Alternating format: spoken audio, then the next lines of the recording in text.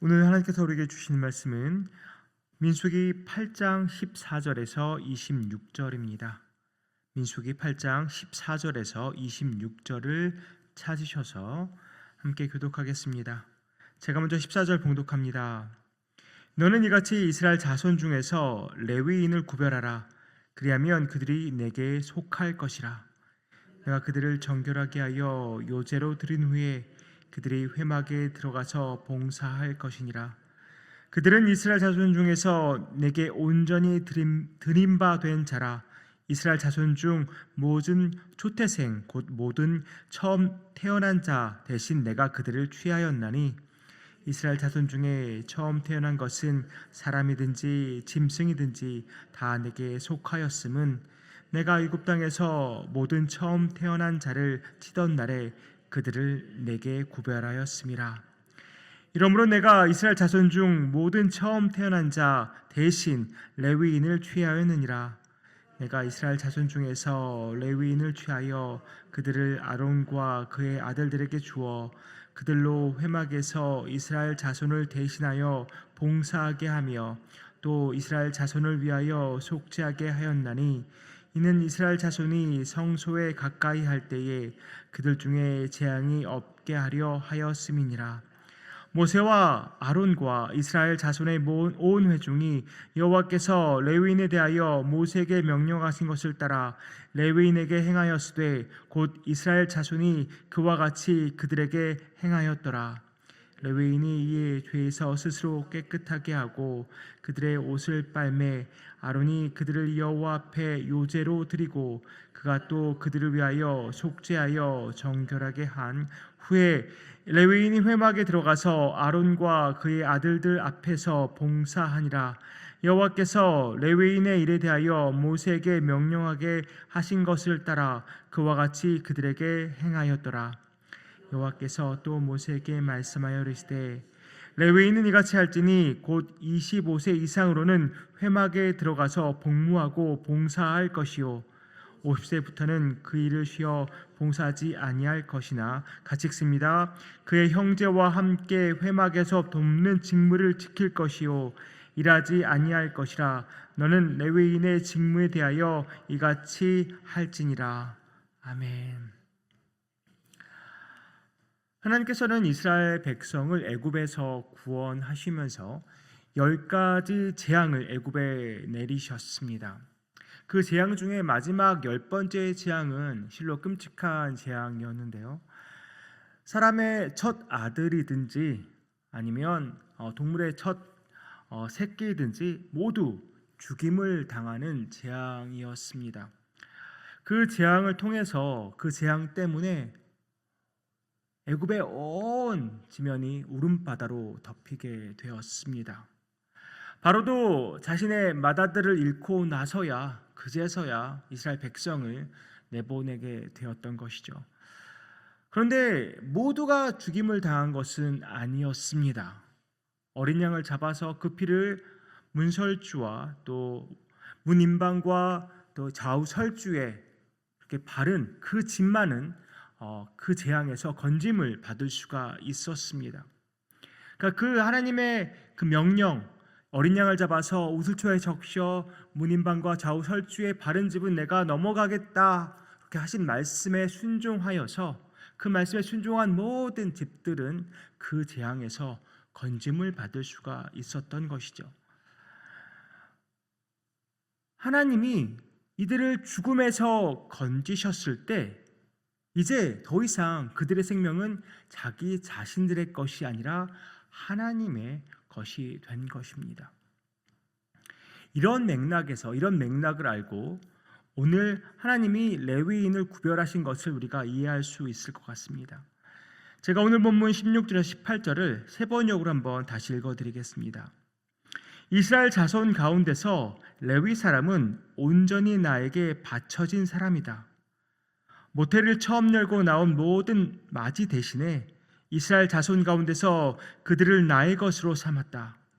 이스라엘 자손 가운데서 모든 맞이는 나의 것이다. 사람뿐만 아니라 짐승도 마찬가지이다. 내가 이집트 땅에서 모든 맞이를 쳐서 죽이던 날 내가 그들을 나의 몫으로 거룩하게 구별하였다.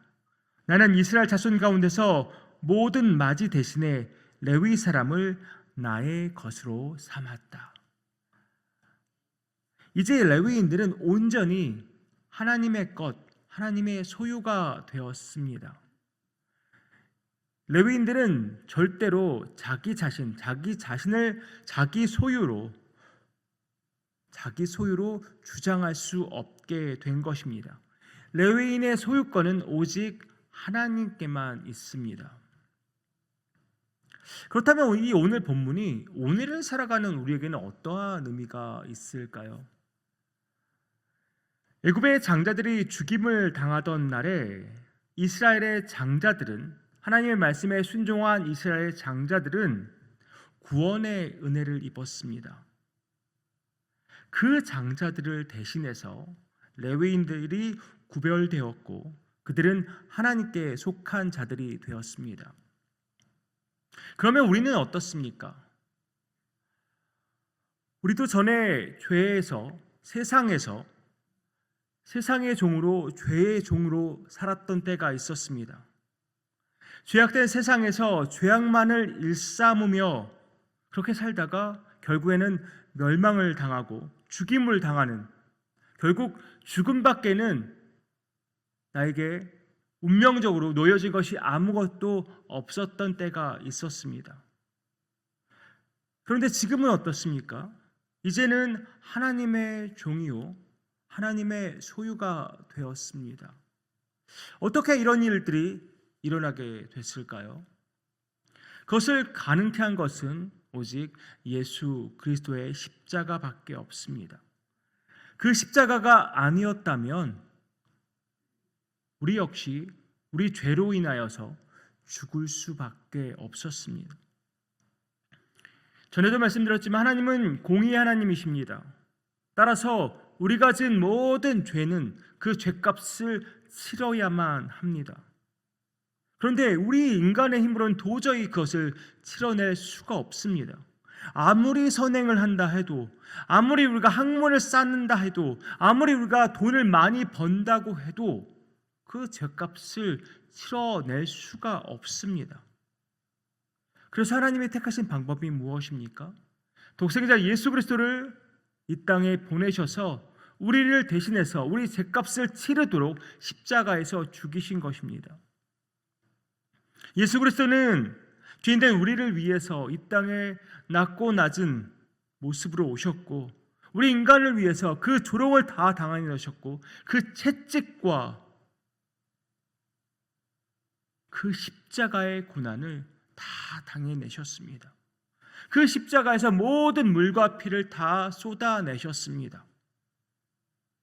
그 십자가에서 죽으심으로 우리 모두의 죄값을 단번에 치러내셨습니다. 예수님은 그 일을 통해서 이제 예수 그리스도를 믿기만 하면 하나님께로 나아가서 하나님의 자녀가 되는 구원의 통로를 활짝 열어주셨습니다. 여기 모이신 모든 분들은 예수 그리스도를 나의 구주로 영접하여서 하나님의 자녀가 된 줄로 믿습니다. 저와 여러분은 더 이상 죄의 종이 아닙니다. 근데 동시에 우리는 우리 자신의 것도 아닙니다. 우리는 하나님의 것입니다. 하나님의 소유입니다. 하나님께서 구별하신, 하나님의 소유로 삼으신 그러한 자들이라는 말입니다.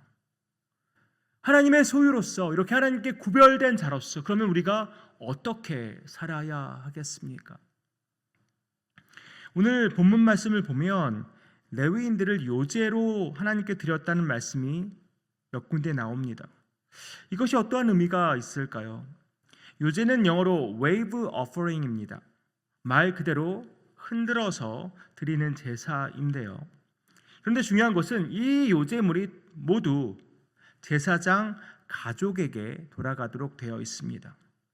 따라서 19절 말씀 보면 내가 이스라엘 자손 중에서 레위인을 취하여 그들을 아론과 그의 아들에게 주어 그들로 회막에서 이스라엘 자손을 대신하여 봉사하게 하며 또 이스라엘 자손을 위하여 속죄하게 하였나니 이는 이스라엘 자손이 성소에 가까이 할 때 그들 중에 재앙이 없게 하려 하였음이니라. 이 말씀을 이런 맥락에서 이해할 수 있을 것 같습니다. 레위인들은 온전히 하나님께 드린 바 되었고 동시에 제사장들에게 주어진 바가 되었기에 그들은 25세부터 50세까지는 회막 안에서 봉사를 했고요. 그리고 50세 이후로는 동료들을 돕는 일들을 했습니다. 어떻게 보면 레위인들은 그들의 황금기를 하나님께 온전히 바쳤고 또한 남은 인생마저도 하나님께 온전히 드리며 산 것을 볼 수 있습니다. 이러한 레위인들의 삶이 하나님의 소유인 우리에게도 도전을 주지 않나 싶습니다. 우리는 어떻습니까? 우리의 황금기, 우리 인생의 황금기를 온전히 하나님께 드리며 살고 있습니까? 또한 우리 인생의 마무리를 온전히 하나님께 드리며 마무리하고 있습니까? 사실 우리가 우리 자신의 것이냐면 모든 것이 다 내 것이라면 그렇게 살 필요가 없겠죠. 하지만 우리는 우리 자신의 것이 아니라 하나님의 것입니다. 하나님의 것이라면 우리가 하나님의 종이라면 우리가 누구의 말에 순종하여야 하겠습니까? 우리는 온전히 우리의 주인 되신 하나님의 말씀에 순종하면서 살아가야 합니다. 또 하루하루를 성실하고 신실하게 살아가야 합니다. 제가 존경하고 사랑하는 목사님과 전에 대화를 나눈 적이 있었는데 그분이 어떤 분이냐면 정말 하루하루를 너무나 숨가쁘게 살아가시는 분입니다. 자기 자신만을 위해 보내는 시간은 거의 없고 교회와 하나님과 사람들을 위해 정말 숨가쁘게 살아가십니다. 그래서 제가 하루는 너무나 그것이 안타까워 보여서 목사님 좀 쉬시면서 하시라고, 그러다 병 나으시겠다고 쉬시면서 하시라고 그렇게 말씀을 드렸죠. 근데 목사님 이런 말을 하시더라고요. 사람들은 인생을 마라톤이라고 말하는데 본인은 인생을 100m 달리기처럼 달려가신다는 거예요. 왜냐하면 자기에게 내일이 있을 거라는 확신이 없기 때문이라고 설명을 하시더라고요. 그래서 오늘이 하나님께서 내게 주신 마지막 날이라고 생각하고 그렇게 살아간다는 것입니다. 그래서 제가 목사님 그래도 건강도 생각하시고 가정도 생각하셔야죠 라고 말씀드렸더니 그래 맞다라고 이렇게 웃으시면서 말씀을 하셨지만 여전히 그렇게 살아가고 계시는 분이 계십니다. 제가 그때 목사님과 대화를 나누면서 저 자신을 한번 좀 돌아봤습니다. 내 건강도 지키고 가정도 잘 보살피고 그렇게 해야 사역도 잘 감당하는 것, 이 말은 틀린 말도 아니고 잘못된 말도 아닙니다. 근데 혹여 제가 그 말을 또 내 삶의 어떤 위안으로 삼아서 그렇게 내가 지금 살아가고 있는 것은 아닌가 한번 돌아보게 됐고, 또 그 말을 빌미로 인생을 마라톤만큼도 아니고 좀 쉬엄쉬엄 살아가려고 하는 그런 마음이 내 안에 있지는 않나 하는 생각도 해보았습니다. 언제 어디서 내가 죽을지도 모르는데, 예수님이 언제 다시 오실지도 모르는데 과연 나는 최선을 다해서 오늘을 살아가고 있는가? 난 정말 최선을 다해서 하나님을 섬기고 또 이웃들을 섬기며 살아가고 있는가 한번 돌아보게 되었었습니다. 성도님들은 어떠십니까? 여러분의 삶을 어떻게 마라톤처럼 살아가고 계십니까? 아니면 100m 달리기 하듯 살아가고 계십니까? 쉬엄쉬엄 걷고 계십니까? 아니면 잠시 앉아서 쉬고 계십니까? 물론 우리가 우리 자신의 건강관리도 잘하면서 살아야 하죠. 또 내 가정도 내 생업도 잘 돌보면서 살아야 합니다. 이건 당연한 것입니다. 왜냐하면 그것 역시 하나님께서 우리에게 맡겨주신 것이기 때문에 내 건강도 내 가정도 내 생업도 참으로 신실하고 성실하게 잘 감당하고 관리하면서 살아야 하는 것입니다. 우리의 의무입니다. 그러나 우리의 마음 자세만은 우리에게 내일이 없다라고 생각하면서 정말 하루하루를 우리의 주인 되신 하나님을 위해 최선을 다해 살아야 하지 않나 싶습니다. 어느 누구에게도 내일이 보장되지 않았잖아요.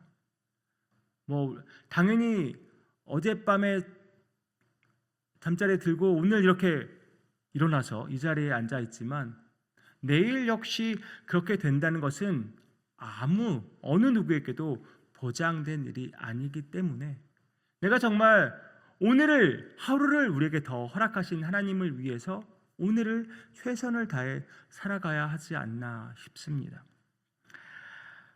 토마스 아켄피스는 그리스도를 본받아라는 책에서 이런 말을 했는데요. 제가 이 말씀 읽어드리고 오늘 말씀 마치도록 하겠습니다. 토마스 아켄피스가 이렇게 말합니다. 이 세상에서 하루라도 잘 사는 것이 낫다. 많은 사람이 신앙생활을 얼마나 오래 해왔는지를 계산하지만 자기들의 삶에서 신앙의 열매가 없음을 발견할 뿐이다. 죽음이 그렇게도 두렵다면 오래 사는 것은 더 위험한 일이다. 항상 죽음의 순간을 염두에 두고 그것을 준비하며 사는 사람이 복 있는 사람이다. 기도하겠습니다. 하나님, 죄 속에 살아가고 있는 우리를 택하시고 구별하여서 하나님의 자녀 삼아 주신 그 놀라운 은혜를 찬양합니다. 그렇게 구별된 자로서 하나님의 소유가 된 자로서 매일매일의 삶을 어떻게 살아야 할지를 우리 다시금 돌아보았습니다. 우리 인생의 황금무기를 내가 어떻게 사용하고 있는지, 또 인생의 노후를 내가 어떻게 사용하고 있는지, 정말 주님을 위해서 매일매일 살아가고 있는지 다시금 돌아봅니다. 주님 앞에 부끄럽지 않은 삶, 오늘도 살아가고 있는지 돌아봅니다. 우리의 생명을 연장 위해서 삶이 되기 원하오니 주 그리스도의 이름으로 기도하옵나이다. 아멘.